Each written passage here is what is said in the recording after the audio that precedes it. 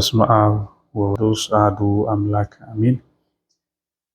የእግዚአብሔር ቤተሰቦች የእመቤታችን የቅድስት ድንግል ማርያም የአስራት በኩራት ልጆች የሊቀ መላኩ የቅዱስ ገብርኤል ወዳጆች በእግዚአብሔር ስም እንደምን ዋላችሁ፣ እንደምን አደራችሁ፣ እንደምን ሰነበታችሁ። እግዚአብሔር አምላካችን እግዚአብሔር ጠባቂያችን እሱ በቸርነቱ ጠብቆ ለዚህ ሰዓት ለዚህ ዕለት ስላደረሰን ሁላችንንም ስለጠበቀን ስሙ የተመሰገነ ይሁን። በቅድሚያ እንኳን ለታላቁ ለገናናው መልአክ ለአብሳሪው መልአክ ለቅዱስ ገብርኤል ዓመታዊ በዓል ሁላችንንም በሰላም በጤና እንኳን አደረሰን አደረሳችሁ። በእግዚአብሔር ቸርነት በዓሉን በተመለከተ እንማማራለን። እግዚአብሔር አምላክ ሚስጥሩን ጥበቡን ገልጾ እንዲያስተምረን ለእኛም የሚገባውን እንዲያደርግልን ቅዱስ ፈቃድ ይሁንልን። የምንማማርበት የትምህርታችን ርዕስ እሳት በእሳት ጠፋ በሚል ርዕስ እንማማራለን። እንግዲህ ሁላችንም እንደምናውቀው በዛሬው ዕለት ሊቀ መላኩ ቅዱስ ገብርኤል ለሰለስቱ ደቂቅ ያደረገላቸውን ድንቅ ተአምር የእግዚአብሔርን ቸርነት የመልአኩን ተራዳይነት እያከበርን ያለንበት ታላቅ ዕለት ነው።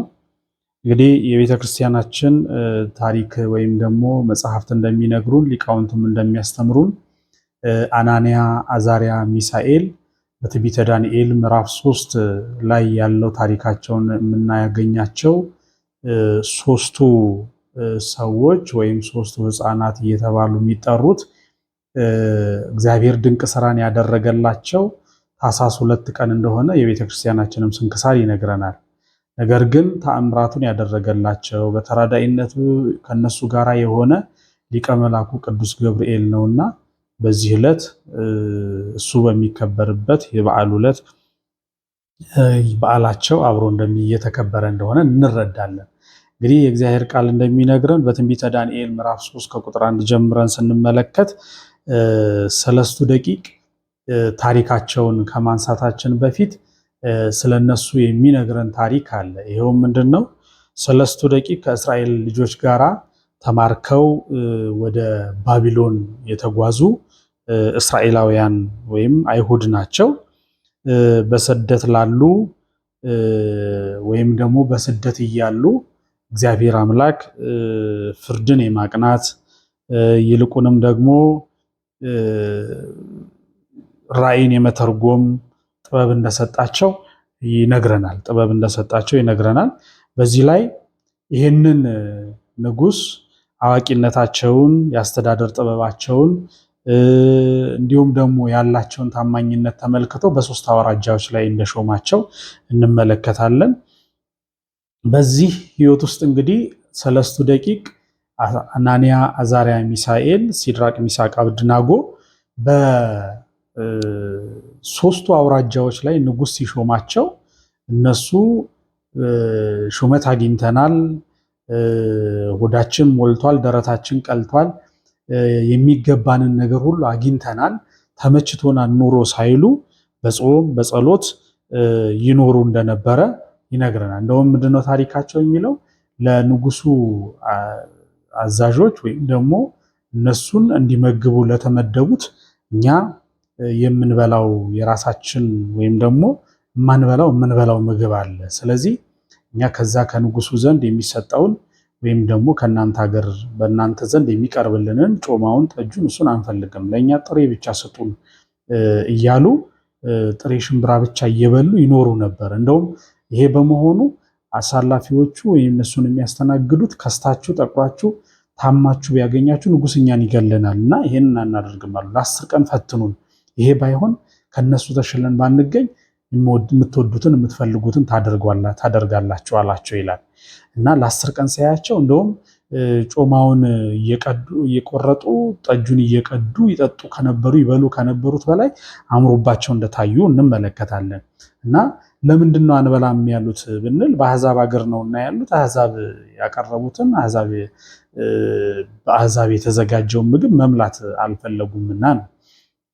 እምነታቸው መታመናቸው ለእግዚአብሔር ነውና የተቀደሰውን ሊበሉ እንደሚገባ ሲናገር ነው። ሌላው እንግዲህ ይሄ ንጉሱ በሹማምንት ወይም በሀገሪቱ በአውራጃዎቹ ላይ በሾማቸው ጊዜ በእነሱ ዘንድ የነበሩት በህዝቡ ዘንድ መወደድን እንዲሁም ደግሞ በንጉሱ ዘንድ መከበርን እንዲሁም ደግሞ በንጉሱ ዘንድ ባለሟልነትን አገኙ ይላል። ባለሟልነትን አገኙ። ይህንን በማግኘታቸው የተነሳ ዘረኞች የሆኑ ከለዳውያን ምንድን ያደረጉት?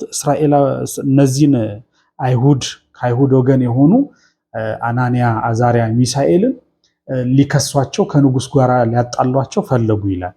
ከንጉስ ዘንድ ሊያጣላቸው ፈለጉ።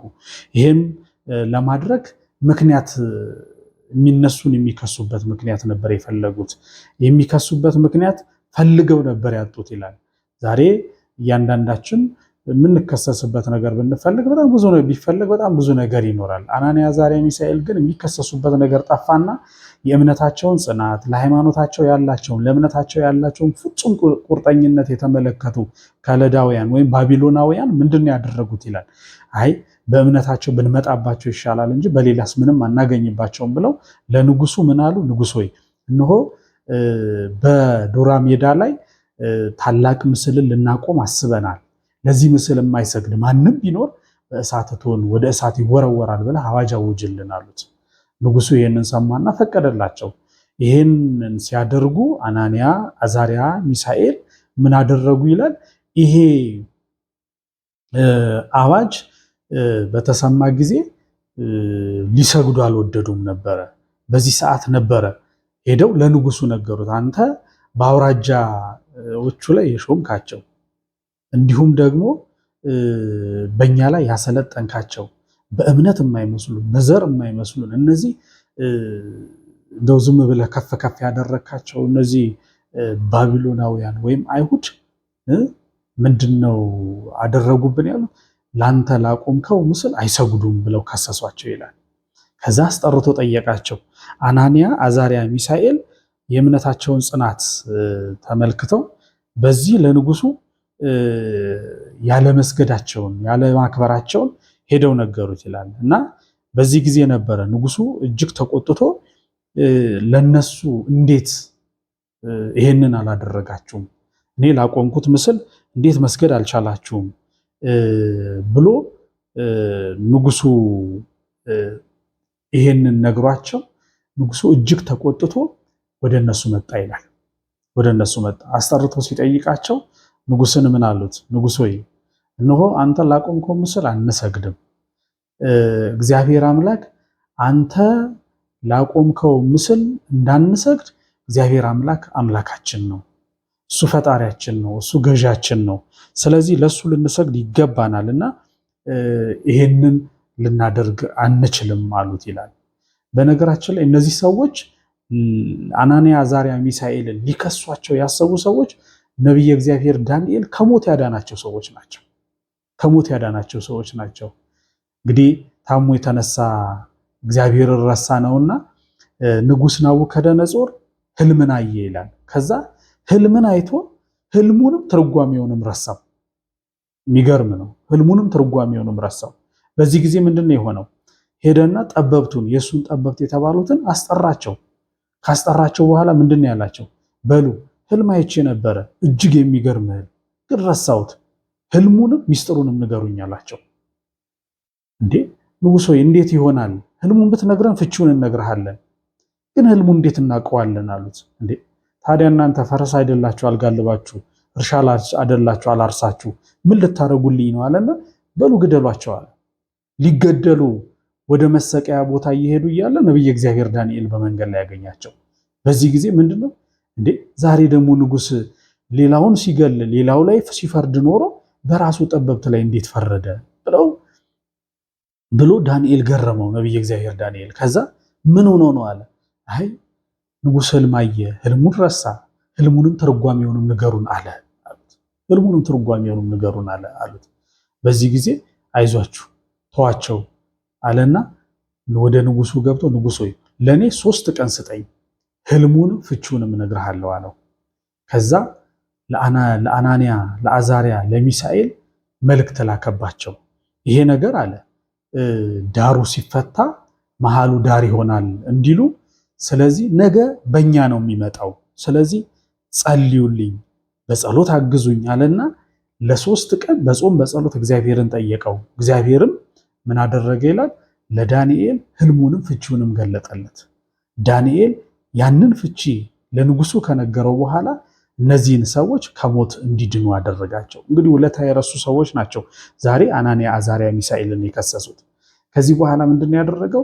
ወደ ንጉሱ ቀርቦ ተናገሩ። በሉ አሁን የመለከት ድምፅ ይሰማል፣ የዘፈኑ፣ የእልልታው፣ የመለከቱ፣ የነጋሪቱ ድምፅ በተሰማ ጊዜ ትሰግዳላችሁ አላቸው። ከዛ ምን አሉ? ንጉሥ ወይ አንተ ላቆምከው ምስል እኛ መስገድ አንችልም። አምላካችን እግዚአብሔር ነው፣ ለሱ ነው የምንሰግደው።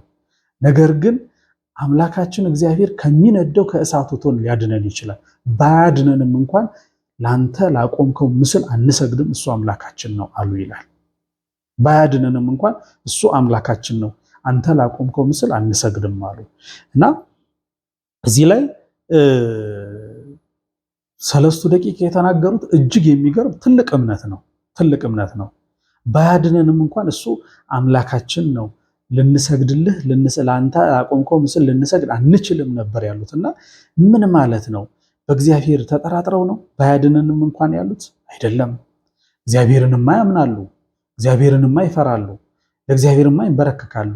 በእግዚአብሔርማ መታመናቸው እጅግ የሚገርም ነው። ነገር ግን ለምንድን ነው ያሉት ሲሉ እንግዲህ በአምላካቸው ኃይል ተጠራጥረው ሳይሆን የመጀመሪያው ከአምላካችን ከእግዚአብሔር መልካሙን ነገር እንደተቀበል ክፉውንም የማይጠቅመውንም የሚጎዳውንም ልንቀበል ይገባናል። ሞትንስ ሕይወትን የሰጠን ሞትንስ ቢሆን እንዴት አንቀበልም ሲሉ ባያድነንም እንኳን እሱ አምላካችን ነው አሉ። ባያድነንም እንኳን እሱ አምላካችን ነው አሉ። ሌላው ከዚህ ጋር አያይዘው ምንድን ነው ያሉት? በእኛ ሞት አምላካችን እግዚአብሔር የሚከብር ከሆነ ወይም ሊከብር ከወደደ እንሞትለታለን አሉ። እንሞታለን አሉ። እሱ በእኛ ሞት ክብርን፣ በእኛ ሞት ብዙ ሊገልጠው የፈለገው ነገር ካለ እንሞታለን አሉ። ሶስተኛው ምናልባት ሰዎች ነንና ባያድነንም እንኳን ያሉት ምናልባት ሰዎች ነንና የእምነት ጉድለት ስላለብን ወደ እሳቱት ብንወረወር ከእሳት ውስጥ ደህና ሆነን ባንወጣ ብንሞት ችግሩ ከኛ እንጂ ከእግዚአብሔር አይደለም ሲሉ ባያድነንም እንኳን እሱ አምላካችን እግዚአብሔር ነው አሉ። ሌላው ዋጋ እንድናገኝ ማድረግ አንዱ የፍቅር መግለጫው ነውና እግዚአብሔር ለዋጋ ለበረከት አዘጋጅቶን እንደሆነ ማን ያውቃል? ስለዚህ ወደ እሳቱ እንገባለን እንጂ ላንተ ላቆምከው ምስል አንሰግድም አሉ። አንድም እኛ የምንጨነቀው ከምድራዊ እሳት ሊያድነን አይደለም፣ ከሰማያዊ እሳት እንዲያድነን ነውና መልካም የምንሰራ በሱን የምናምነው በሱ የምንታመነውና ስለዚህ ከዚህ እሳት እንኳን ባንድን ከሰማያዊ እሳት ለሱ ታምነናልና ያድነናል ሲሉ አንተ ላቆምከው ምስል አንሰግድም አሉ። አዎ አንሰግድም አሉ። ታስታውሳላችሁ? በዘመነ ኮረና ማስክ ስናደርግ የነበረው ለምንድን ነው? ከሞት ለመዳን ነው እንጂ ከሲኦል ለመዳን ነበረ? ያን ሁሉ ጥንቃቄ ስናደርግ የነበረው ያን ሁሉ ከሰዎች ከዘመድ አዝማድ ሁሉ ርቀን እንኖር የነበረው ከሞት ለመዳን ነው እንጂ ከሲኦል ለመዳን ነበረ? አናንያ፣ አዛርያ፣ ሚሳኤል እግዚአብሔር ከዚህ ከምድራዊ እሳት ቢያድነንም ከሰማያዊ እሳት ሊያድነን ይችላል። ባያድነንም እንኳን አንተ ከዚህ እሳት ውስጥ ባያድነንም እንኳን አንተ ላቆምከው ምስል አንሰግድም አሉ። ሌላው የምናመልከው አምላክ እሳት፣ በሽታ እንዲሁም ከሌሎቹ ነገሮች ከችግር ከመከራ እንዲያድነን ሳይሆን ከሰማያዊ እሳት፣ ከሰማያዊ ቅጣት፣ ከሰማያዊ ቁጣ፣ ከሰማያዊ የማይገባ ደሞዝ ሁሩ ምን ከኔ ሂዱ ከሚለው ደሞዝ እግዚአብሔር ይሰውረን ዘንድ ነውና የምንአመልከው፣ የምንጠራው፣ የምንሰግድለት፣ የምንበረከክለት አንተ ላቆምከው ምስል አንሰግድም አሉ። ዳግመኛ ይህንን ሁሉ ብሏቸው ቢለምናቸው እምቢ ስላሉ ወደ እሳቱ እንዲወረወሩ አደረጋቸው ይላል። አዎ ለምንድን ነው ከበሮውን፣ ነጋሪቱን፣ የዘፈኑን ድምፅ እጅግ አድርጋችሁ አሰሙት ያለው? አይታችኋል? ወደ መናፍቃን አዳራሽ ወደ አንዳንድ ቦታ እንዲህ የምሽት ጭፈራ ቤቶች የዘፈኑ የሆይታው ድምፅ እጅግ የበዛ ነው የሚሆነው። እዛ ውስጥ ያለ ሰው መስማት እስኪጨነቅ ድረስ። ለምን? ይሄ አዲስ የመጣ ሰው እንኳን ካለ የመናፍቅ አዳራሽ ውስጥ አዲስ የመጣ ሰው እንኳን ካለ ደንግጦ አምኛለሁ ደንግጦ የማይሆን ምስክርነት በቃ ሰምቶት የማያውቀውን ተናግሮት እንኳን አስቦት እንኳን የማያውቀውን ነገር እንዲናገር ያደርጉታል። ወደዛ ደግሞ ወደ ምሽት ቤትም ይሄድ ደንግጦ ከዛ ጉዳይ ጋር ተባባሪ እንዲሆን ያደርጉታል። ናቡከደነጾር ይሄንን ነበር ያስደረገው። እነሱ ግን አንሰግድም አሉ። ወደ እሳቱ ወርውሯቸው አለ። ወደ እሳትም በተወረወሩ ጊዜ እነሆ እነሱን ወደ እሳቱ ሊወረውሩ ያሉ ሰዎች እንግዲህ ቁመቱ 60 ክንድ ስፋቱ 60 ክንድ የሆነ እሳት ነበረ።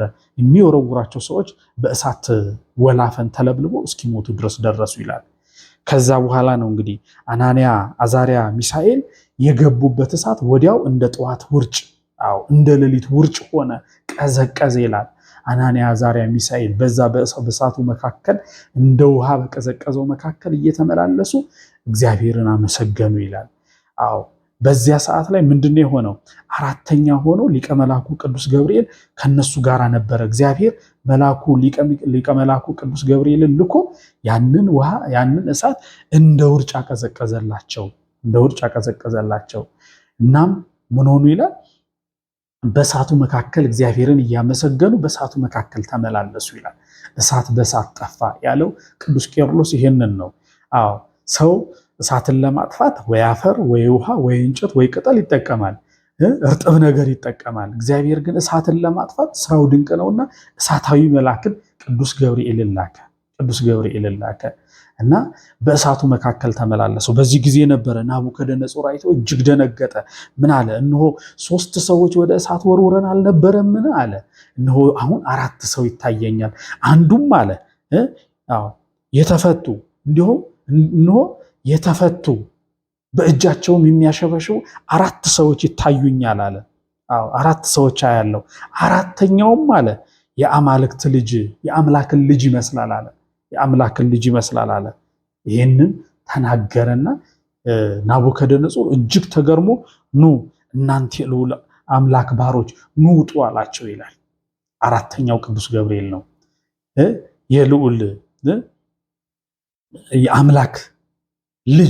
የአምላክ ልጆችን ይመስላል የተባለ ናቡከደነጾር አራተኛው ምንድን ያለው? የአምላክን ልጅ ይመስላል አለ። ምን ማለቱ ነው? መልአክ አላለም፣ የአምላክ ልጅ ነው ያለው። ምን ማለቱ ነው?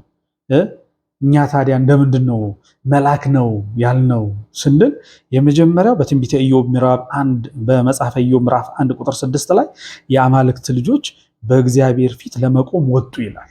የአማልክት ልጆች በእግዚአብሔር ፊት ለመቆም ወጡ ይላል። መዝሙር ዳዊት መዝሙር 88 ቁጥር 6 ላይ ከአማልክት ልጆች እግዚአብሔርን ማን ይመስለዋል ይላል። ከአማልክት ልጆች እግዚአብሔርን ማን ይመስለዋል ይላል እና ቅዱስ ገብርኤል መሆኑስ እንግዲህ በምን ታወቀ ስንል እንግዲህ በቤተ ክርስቲያናችን ድርሳነ ሚካኤል ላይም ድርሳነ ሩፋኤል ላይም አናንያ፣ አዛርያ፣ ሚሳኤልን ድርሳነ ገብርኤል ላይም እንመለከታለን እንዳዳናቸው። ታዲያ ማን ያዳናቸው እንደምን ታወቀ ብለን ስንመለከት አንደኛ እነዚህ ሰዎች የየራሳቸው ጠባቂ መልአክ አላቸው። የመጀመሪያው ጉዳይ ገብርኤል ማለት አምላክ ወሰብ ማለት ነው። የአምላክ እና አገልጋይ ማለት ነው። ገብርኤል ማለት አምላክ ወሰብ ማለት ነው እና ይህንን ደግሞ አብሳሪ ይህንን ደግሞ የምስራች ተናጋሪ ቅዱስ ገብርኤል ስለሆነ ቅዱስ ገብርኤል ነው ብለዋል። ታዲያ በ3ቱ ድርሳናት ለምንድን የተቀመጠ ስንል ለእያንዳንዱ ሰው የየራሱ የሆነ ጠባቂ መልአክ አለው፣ በቀን 1 በማታ 1። ስለዚህ እያንዳንዳቸው ይጠብቋቸው የነበሩ መላእክት አዳኗቸው ብንል አንዱ በአንዱ ቦታ ነበረ። ሶስቱም ነበሩ በተራዳይነታቸው ብንል እንችላለን እና በዚህ መረዳት እንችላለን። ሌላው እንግዲህ እግዚአብሔርም ናቡከደነጾር ምን አለ? ይሄንን ካየ ይሄንን ከሰማ በኋላ የእግዚአብሔርን አምላክነት ገለጠ። ምን አለ? እንዳያመልኩት፣ ከዚህ በኋላ እሱ ለሚያቆሙ ምስል እንዳይሰግዱ እንዳያመልኩ፣ ነገር ግን አምላክ እግዚአብሔር እንደሆነ የአናንያ የአዛርያ አምላክ እግዚአብሔር የታመነ ነው አለ። ይህን ያደረገው ምንድን ነው ወገኖቼ? አናንያ፣ አዛርያ፣ ሚሳኤል ታምነው ወደ እሳቱ ስለተወረወሩ ወደ እሳቱ ስለገቡ ነው። ምንድን ነው ያሉት? ባያድነንም እንኳን አምላካችን እግዚአብሔር ነው አሉ። አዎ ዛሬ እንዲህ ያለ እምነት ነው ከኛ የሚፈለገው። እንዲህ ያለ አስተሳሰብ ነው ከኛ የሚፈለገው። እግዚአብሔር አምላካችን አዎ ጸሎታችንን ቢሰማን ባይሰማን፣ ሐሳባችን ቢሳካ ባይሳካ፣ ምኞታችን ቢሰምር ባይሰምር፣ ህይወት እንደምንመኛት እንደምንፈልጋት ብትሆን ባትሆን እግዚአብሔር አምላካችን ነው። ታምሜ ብፈወስ ባለፈወስ እግዚአብሔር አምላኬ ነው። ጎዶሎ ወይም ቦሎብኛል ብዬ ለመንኩት ቢሞላ ባይሞላ እግዚአብሔር አምላኬ ነው ብሎ እግዚአብሔርን ማምለክ ከኛ ይፈልጋል። ያ ሲሆን ነው እግዚአብሔር ድንቅ ስራውን በእኛ ላይ የሚያደርገው እና አናንያ፣ አዛርያ፣ ሚሳኤል ብቻቸውን ሆነው እንኳን ሳሉ ምን አደረጉ ይላል? አዎ ይህን ድንቅ ስራ በዚያ በምርኮ ሀገር እያሉ ሰሩ። 3 ደቂቅ እንደምንመለከተው ለንጉሱ በሁሉም ነገር ይታዘዙት ነበረ። ይሄ ነው ነገር አዋቂነታቸውን፣ የአመራር ብቃታቸውን፣ ታማኝነታቸውን፣ ደግነታቸውን፣ እምነታቸውን ተመልክቶ ነው የሾማቸው። ነገር ግን በሃይማኖታቸው ሲመጣባቸው እምቢ ነበር ያሉት። ከሰው ይልቅ ለእግዚአብሔር ልንታዘዝ ይገባል እንዳሉ ሐዋርያት በእምነታቸው ሲመጣባቸው እምቢ ነው ያሉት። ዛሬም እንዲህ ሊሆን ይገባል። ከሰዎች ጋር ያለን ኑሮ በዓለም ውስጥ ያለን ኑሮ ገደብ ሊኖረው ይገባል። በእምነታቸው ሲመጡባቸው ነው እምቢ ያሉት። ዛሬ ስልጣን ሲሰጣቸው፣ ሀብት ሲሰጣቸው፣ ኑሮ ሲመቻችላቸው አዎ ይሄን ሁሉ እንደ ይሉኝታ ቆጥረውት ምን ያደርጋሉ? በእምነታቸው እንኳን ሲመጡባቸው ዝም ይላሉ ብዙ ሰዎች እና የሃይማኖት ጉዳይ ስለሆነ ዝም አይሆንም አሉ። አዎ መከፈል ያለበትን መስዋዕትነት መክፈል አለብን እንጂ ለጣዖት አንሰግድም አሉ። ለምን? አናንያ፣ አዛርያ፣ ሚሳኤል ለጣዖት ለመስገድ ብዙ ምክንያት ነበራቸው ወገኖች። እዚህ ጋር እንድታስተውሉ የምፈልገው ብዙ ምክንያት ነበራቸው። ለምን? በባዕድ ሀገር ነው ያለነው፣ የሰው ሀገር ነው። እንግዲህ ምን እናደርጋለን? ምርኮኞች ነን፣ የንጉስ ሹመኞች ነን። የንጉስ ደግሞ ውለታ አለብን። እንግዲህ ሹማምንት ስለሆን እንበላለን፣ እንጠጣለን፣ ድካም አለብን። አይደለም ያሉት። ደግሞ እንደው ዛሬ ሰግደን ነገ ንስሐ እንገባለን። እግዚአብሔር ደግሞ የልብን ያውቃል። እሱ ሰው ነው ልብስን የሚያየው፣ እግዚአብሔር ልብን ነው የሚያየው። ልባችን ደግሞ እንዲህ ነው። አይደለም ያሉት። ይሉኝታ ሳያጠቃቸው፣ ሁኔታዎች ሳይስቧቸው፣ ምክንያት ሳይደረድሩ ለጣዖት አንበረከክም አሉ። ላቆምከው ምስል አንሰግድም አሉ። ዛሬ ወገኖቼ እኛ እኮ ጾም በመጣ ቁጥር እኮ ለመብላት ስንት ምክንያት እኮ ነው የምንደረድረው። ይበላል አይበላም፣ አሳ ይበላል አይበላም፣ እስከ ስንት ሰዓት ነው እስከ ስንት ሰዓት ነው እያልን እንዲህ ያለ ነገር ይደረጋል አይደረግም። ሁልጊዜ ጠያቂዎች፣ ሁልጊዜ የምንጠይቅ፣ ሁልጊዜ በቃ ጾም በመጣ ቁጥር የማንጠይቀው ጥያቄ የለም። ለመብላት ምክንያት እንፈልጋለን። አዎ ለመብላት ምክንያት እንፈልጋለን። አናንያ፣ አዛርያ፣ ሚሳኤል ይሄ ሁሉ ሆኖ ምክንያት ሳይደረድሩ ይሉኝታ ሳያጠቃቸው በእውነት ለእግዚአብሔር ታመኑ። እግዚአብሔርን በእነሱ ላይ ድንቅ ስራውን አደረገ። በዚህ ምክንያት እግዚአብሔር መልአኩን ልኮ አዳናቸው። ለዚህ ነው ልበ አምላክ ቅዱስ ዳዊት እህለፍከነ ማእከለ እሳት ወማይ፣ በእሳትና በውሃ መካከል አሳለፍከን አለ። በእሳትና በውሃ መካከል አሳለፍከን። እስራኤል ዘስጋ በውሃ መካከል እንደ ባህረ ኤርትራን በደረቅ ተሻግረዋልና፣ አንድም ደግሞ አናንያ፣ አዛርያ፣ ሚሳኤል በእሳት መካከል የወረወሯቸው ሰዎች እንኳን ተቃጥለው ወላፈኑ ውስጡ ሳይገቡ ወላፈኑ አቃጥሏቸው እያለ እነሱ ግን ምን ሆኑ ይላል? ከራሳቸው ፀጉር እንኳን አንዲቷ ሳትቃጠል ወጡ ይላል። በእሳትና በውሃ መካከል አሳለፍከን ያለው ለዚህ ነው። እንደዛ ሆኖ እግዚአብሔር በሕይወታቸው በውሃ በባህር በእሳት በመከራ ውስጥ አሳለፍከን አለ። በብዙ መከራ ውስጥ በምርኮ ውስጥ አሳለፍከን አለ እና ይሄንን ታሪክ በብዙ ሰዎች ሕይወት ውስጥ እንመለከታለን እና ይሄንን ካደረገ ይሄንን ከሰራላቸው በኋላ አናንያ፣ አዛርያ፣ ሚሳኤልን እግዚአብሔርን የሚያመሰግኑ ሆኖ ዛሬም ወገኖቼ እግዚአብሔር እንታመን፣ ለእግዚአብሔር ራሳችንን አሳልፈን እንስጥ። እኛ ለእግዚአብሔር ስንታመን እግዚአብሔር በሕይወታችን ድንቅ ስራውን ይሰራል። በሕይወታችን እኛን የሚያታልሉን ካልሰገድክልኝ፣ ካልተንበረከክልኝ ከኔ የሚያድንህ ናቡከደነጾር ምንድን ያለው? ከኔ የሚያድናችሁ አምላክ ማን ነው ነበር ያለው። ዛሬም ከኔ የሚያድንህ ከእጄ የሚያወጣ ማን ነው የሚል በጣም ብዙ ነገር አለ። መጠጡ ከኔ የሚያድንህ ማን ነው ይላል። ጫቱ ከኔ የሚያድንህ ማን ነው ይላል። ሱሱ ከኔ የሚያድንህ ማን ነው ይላል። በዓለም ውስጥ ያለው ስልጣኑ፣ በዓለም ውስጥ ያለው ሀብቱ፣ ጥቅማ ጥቅሙ ከኔ የሚያድንህ ማን ነው ይላል። ያ ሲሆን ያ ሲመጣ እግዚአብሔር አምላካችንን ታምነን አዎ ላንተ አንሰግድም፣ ላንተ አልንበረከክም፣ ድህነት፣ መከራ፣ ስቃይ አዎ በዚህ ውስጥ እንኳን ማለፍ ቢያቅተኝ አንተ ላቆምከው፣ አንተ ላስፈራራኝ ላንተ አልሰግድም ብለን ራሳችንን ለእግዚአብሔር መስጠት መቻል አለብን። ያ ሲሆን እግዚአብሔር በሕይወታችን ስራ ይሰራል። እንዴት ነው አናንያ፣ አዛርያ፣ ሚሳኤል ከዚህ እሳት ውስጥ ሊያልፉ የቻሉት ወገኖቼ?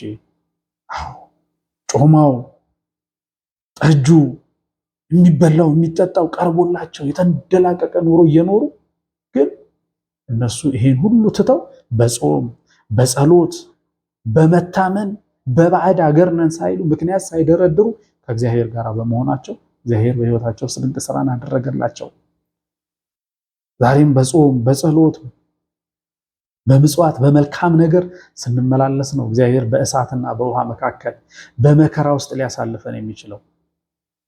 በግላችንም እንደ ሀገራችንም እንደ ቤተሰባችንም እንደ ኑሯችንም እንደ ቤተክርስቲያናችንም ስናስብ በብዙ ነገር ውስጥ እግዚአብሔር ሊያሳልፈን የሚችለው በእሳትና በውሃ ውስጥ አሳልፍከን እንዳለ ሊያሳልፈን የሚችለው በጾም በጸሎት ስንታመንለት ነው። ያ ሲሆን ነው እኛ ከእግዚአብሔር እግዚአብሔርም ከኛ ጋር የሚሆነው። ያ ሲሆን ነው እግዚአብሔር በእኛ ላይ ድንቅ ስራውን የሚሰራው። ያ ሲሆን ነው እግዚአብሔር ዛሬም ድረስ ከስንት ሺህ ዓመት በኋላ የምንጠቅስለትን ይህንን ድንቅ ስራ ለአናንያ፣ ለአዛርያ፣ ሚሳኤል እንዳደረገ በእኛም በሕይወታችን ውስጥ ሊያደርግልን የሚችለው። ወገኖቼ ለእግዚአብሔር ታምነን በጾም በጸሎት ጸንተን ንስሐ ገብተን ስጋው ደሙን ተቀብለን እግዚአብሔር አምላካችን ኑ እናንተ የአባቴ ብሩካን ዓለም ሳይፈጠር የተዘጋጀላችሁን ዘላለማዊ ደስታ ውረሱ የሚለውን የምስራች ቃል እንሰማ እግዚአብሔር በቸርነቱ ይርዳን።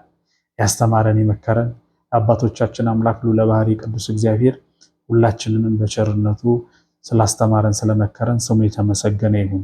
አናንያ፣ አዛርያ፣ ሚሳኤልን በተራዳይነት የጎበኛቸው የጠበቃቸው የረዳቸው ሊቀ መላኩ ቅዱስ ገብርኤል እኛንም ከመከራ ስጋ ከመከራ ነፍስ ከረሃበ ስጋ ከረሃበ ነፍስ ይሰውረን። እግዚአብሔር ይስጥልኝ።